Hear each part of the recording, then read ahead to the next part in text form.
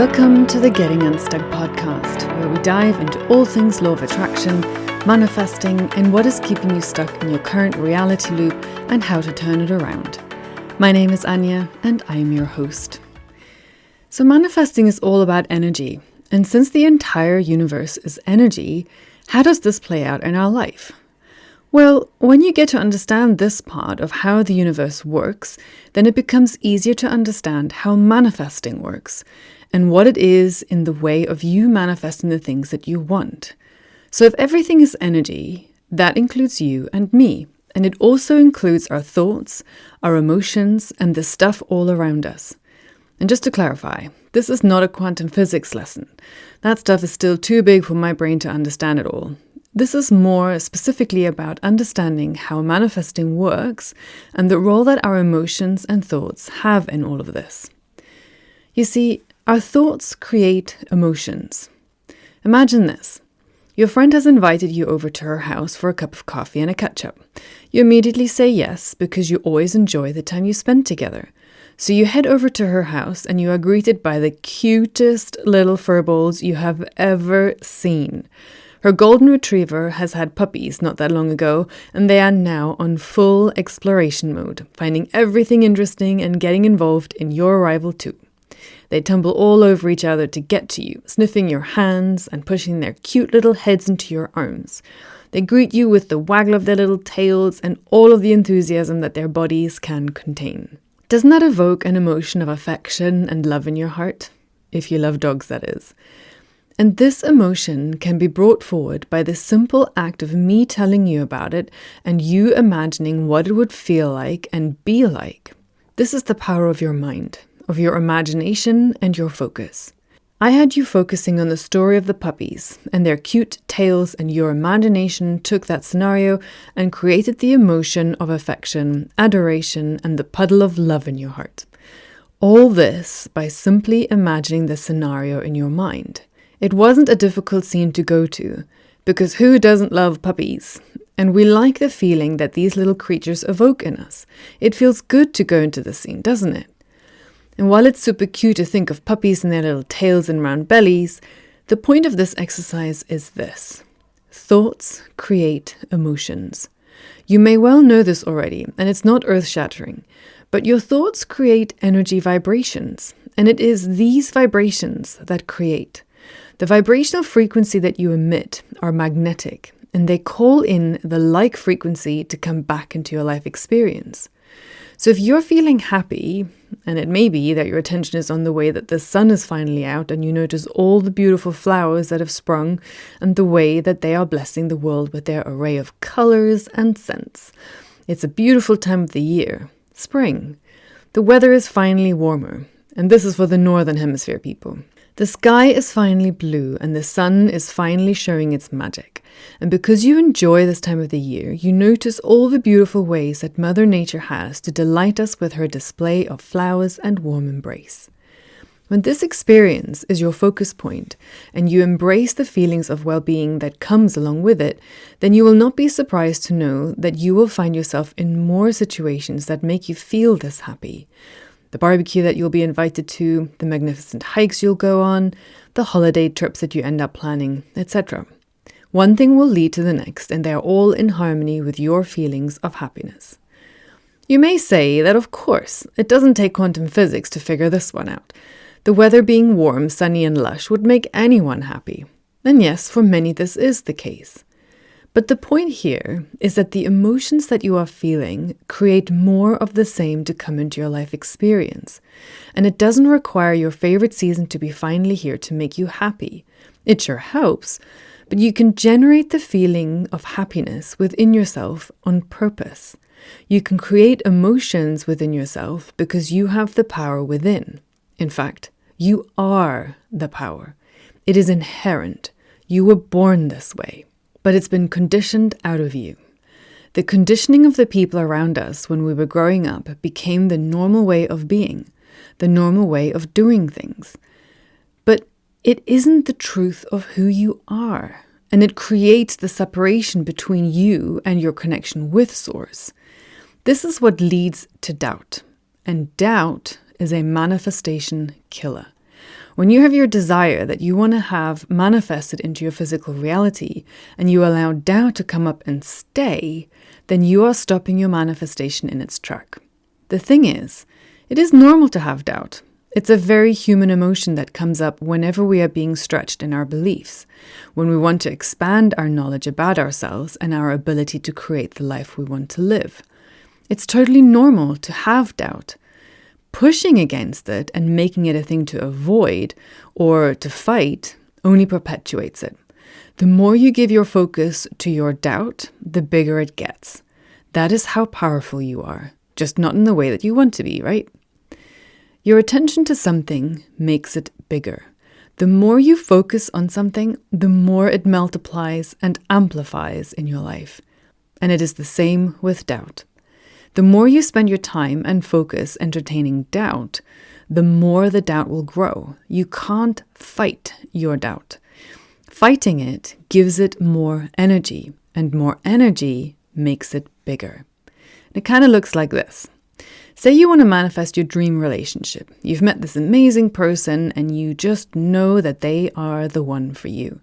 It was a meeting of souls. You hit it off in a way that you've never done with anyone else. There was a connection. You felt in sync and you felt so comfortable with them. It's easy to imagine a life together. It just fits. But they were only in town for a conference and the time has come for them to go home. And you haven't heard from them since they left. Your heart feels sore. A piece of you is missing. You know that you're not making this up because they told you that they felt the same way. They felt the connection too. You can't stop thinking about them. They are in your thoughts the whole day. You remember the special moments that you got to share and you keep reliving them in your mind. But why haven't they messaged you or called you yet? They would have already arrived home by now. What happened? You wonder. Are they all right? Have they gotten into an accident somewhere along the way? Why haven't they contacted me? After day 2 of not hearing anything, you wonder. You wonder if they meant it when they said that they felt it too. Surely if they felt it too, they would have called you as soon as they got home, right? The doubt begins to set in. You begin to wonder if you said something that put them off. Did you see that response in their eyes that said, "It's all too much," and they didn't actually mean it? Does this sound familiar? Haven't we all been there, wondering what happened and starting to doubt ourselves or their intentions? Not being able to make sense of it, and only having your imagination for company. And oh boy, does your imagination know how to create stories. Interesting stories. Stories that make you feel all sorts of weird, uncomfortable, and unhappy feelings. We are programmed this way. Our mind is always searching for ways to protect us. And in this example, our mind is finding reasons to rationalize what is going on, finding reasons to categorize this experience in a way that is manageable and in a way that makes sure that you are being kept safe. But it also keeps you stuck in a loop of what ifs, and not in the good way. Our mind doesn't go down the path of, what if this all works out for the best? What if this is exactly what you wanted? What you've been working for? What you've been waiting for? No, our mind has the survival instinct of, what if this all goes wrong? What if this is the way to your doom and extinction? Haven't you ever noticed how your doubt train takes this track in an instant? It doesn't seem to notice or even pick the, what if this is your dream that you're about to come true track? And its habitual thinking is what does this. For most of our life, we've been trained to hope for the best but expect the worst case scenario. We've all heard this phrase at some point in our lives. And this advice is given with supportive and loving intentions by those that love us and want to protect us. So rather than condemning them for this advice, we can say, thank you, with love and acceptance of their intention, but we don't have to accept the entirety of this statement. We can decide to stay with only the first part of that sentence. Expect the best. A dream only in the beginning. When we begin the transition from our old habitual thinking that keeps us in the loop of worrying about the worst case, we can give our attention to the expecting the best case scenario. And this will feel like a dreamer's foolishness. But stay with it. The mind will not want to release its control easily. After all, its purpose is to keep you alive and safe. And for most of your life, it is the mind that has been in control and running the show. Old habits don't move aside without a fight, and your mind will certainly try to stay in control. Don't fight it. Fighting it will create more division within you, and that's never a good thing. Allow the mind to bring its concerns to the table. Let it voice its concerns and allow these to be seen and heard. Bring love and kindness to this part of you. The relief comes when you can see and hear your mind when it brings its concerns to you and making you aware of the scary stuff, thinking about your dreams with doubt and worrying if it will all fall apart or not, and not pushing these thoughts away and pretending that they are not there. But by looking at them, acknowledging them, and being open and curious about where they have come from. What information does this give you about your thoughts and beliefs? Is there an underlying story that needs to be looked at and healed? This is more often than not the case. Our fears are rooted in underlying belief and belief patterns. There's no shame here. These beliefs often stem from our childhood, and they were created to help us make sense of the world around us and to help keep us safe and alive. They have a really good reason why they are there. This is when the time comes to look at what those beliefs are. What is it that has made you step into fear? What experiences have taught you that it is crucial to believe this thing that you do, that this belief is what makes sense and what will keep you safe? Sometimes this can be a tricky thing to do by yourself because the answer is curated by your conscious mind, and in order to hear the subconscious mind, you have to allow it to speak. But its voice is a soft one, and it's easily overshadowed by the loud conscious mind. A lot of the time, doubt is created because what we want is in opposition to what we got told is possible for us and the way that the world works. Our parents and family raise us with a certain belief system, which may or may not include religious beliefs, that form a central part of our belief system. Most of these are very much subconscious, since they've been a part of our conditioning from childhood and we don't really give them much or any thought. They just are. And probably for the most part, they're not a problem, so there's no real need to concern ourselves with them. We only start to look at them when things in our lives aren't working the way we want them to. When we keep finding ourselves in patterns that we don't want to experience anymore, and when those patterns cause us harm or unhappiness. This is when we begin the journey into our belief patterns to identify which one of them is causing us this pain and discomfort, and then change them for better feeling ones. This type of belief pattern often shows up in your relationships. You may be wanting to attract the romantic relationship of your dreams. You want to share your life with a partner that loves you, that looks after you, and that you can start a family with. But you keep finding yourself dating guys that are emotionally unavailable to you. They're nice guys and you have a good time together, going out to restaurants, gigs and events. It's all very exciting. Life is fun and it's always busy with something or another. And while you're having fun, you find yourself a bit lonely. So you're dating this new man and your friends tell you what a lovely guy he is and how lucky you are that you've found such a wonderful match. And you agree, he is lovely, he is really nice and kind. But still, you're not quite as happy as you want to be. You feel silly for even thinking this, but you can't help it. To you, there's just something missing, but you can't quite put your finger on it. You just wish that you had more time together to talk about your dreams and your feelings. And whenever you start this conversation, he's quick to tell you that he adores you and then changes the subject to something else. You kind of know that this is pretty normal. Guys aren't really emotional, so you conclude that you are just being too sensitive and it makes you feel a bit needy. When you mention this to friends, they tell you that you shouldn't expect too much. Just be happy that you have such a lovely guy, and it leaves you feeling all sorts of weird, out of whack, and unbalanced. You question yourself and your desire for something more intimate, and you wonder if you are truly asking for too much. So you see, this may not be a radical example, But most of life is just sequences of events that can seem like they are unimportant.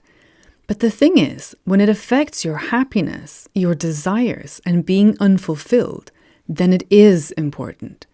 The conditioning that has probably led to this example is that in the home that you grow up in, it would have been one where the men don't show emotional affection. They do stuff, but they don't engage in heartfelt conversations. And there may not be any malicious intent in this. It's just the way that they grew up. Men don't show emotions.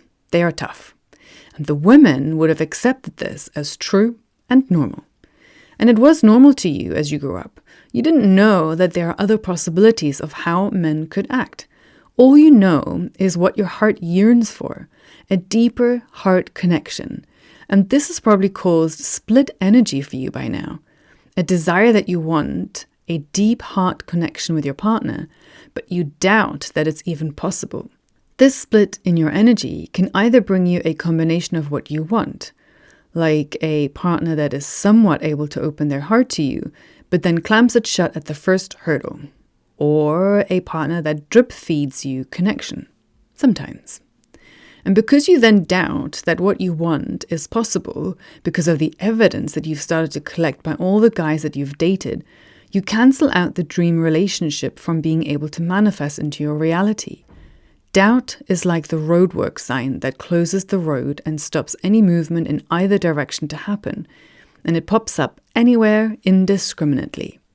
My point here is that we all have a version of conditionings from our childhood and what we believe is normal and right. These beliefs are so unconscious by the time that you're an adult that you probably don't notice these beliefs. All you know is that what you are experiencing isn't what you want. And because what you want seems to be in opposition to what you were taught as a child, you doubt yourself and what is possible for you. It is this duality that then causes things to manifest in your life that you don't really want. They may be a version of what you want, but they're not the whole ticket. And often we get frustrated by this half manifestation that keeps showing up, that we doubt if what we want is even possible, or more specifically, possible for us. Because other people seem to have fabulous relationships, so you know that they exist.